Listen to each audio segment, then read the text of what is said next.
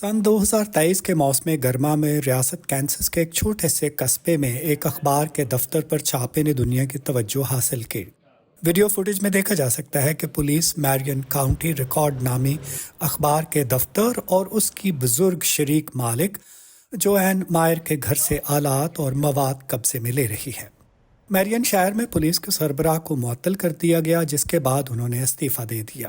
تجزیہ کاروں نے پولیس کی اس کارروائی کو سن 2023 میں امریکہ میں پریس کی آزادی کی سب سے سنگین خلاف ورزیوں میں سے ایک قرار دیا۔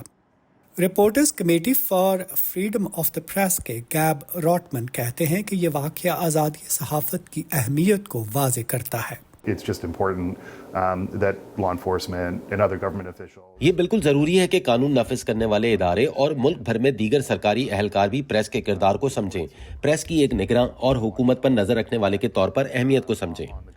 اخبار کے عملے کے لیے اس کے خلاف لڑنے پر کوئی سوال نہیں تھا۔ بہت سے لوگ ایسے بھی ہیں جو بہت آسانی سے خوفزدہ ہو جاتے ہیں، اور انہیں یہ سمجھنے کی ضرورت ہے کہ انہیں ایسے اقدامات کو برداشت نہیں کرنا چاہیے، اور یہ کہ ایسے لوگ موجود ہیں جو ان کی حمایت کریں گے۔ پریس کی آزادی پر نظر رکھنے والا ادارہ U S press freedom tracker new York میں اپنے ہیڈ کوارٹر سے ایسی خلاف ورزیوں پر نظر رکھتا ہے۔ آزادی صحافت ہم سب پر براہ راست اثر انداز ہوتی ہے۔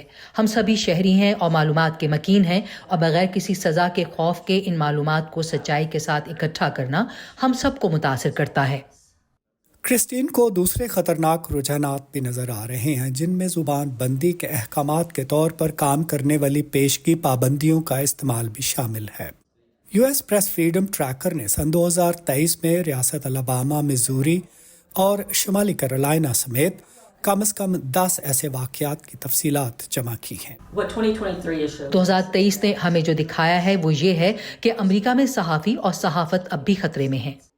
گیب راٹمن امریکی رپورٹر کیتھرین ہیرج کے واقعے کا حوالہ دیتے ہیں، جسے سن 2017 میں اپنی تحقیقاتی رپورٹس کے ایک سلسلے کے ذرائع ظاہر نہ کرنے کی صورت میں توہین عدالت کے مقدمے میں گرفتار کیا جا سکتا ہے۔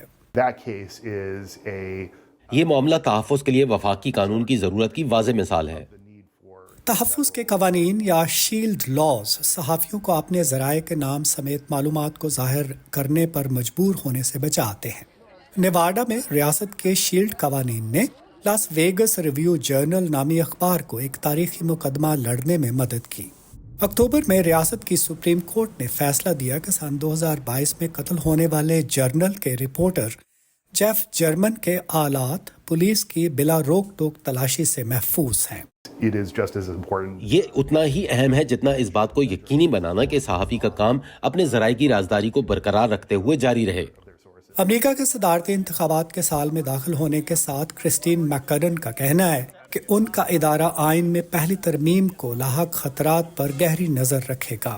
لیام اسکاٹ کے ساتھ ندیم یعقوب، وائس آف امریکہ۔